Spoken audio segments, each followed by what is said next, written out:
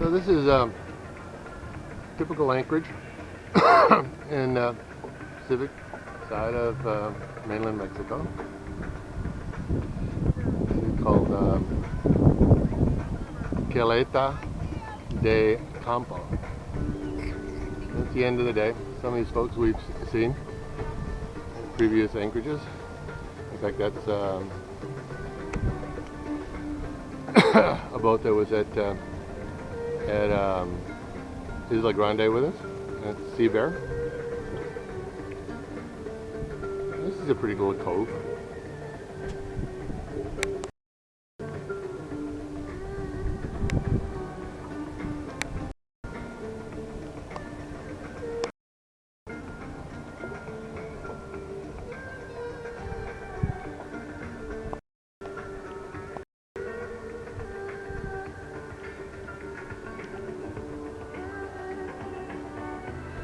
And tomorrow morning, that's where we'll head about 7, 8 o'clock to Manzanillo.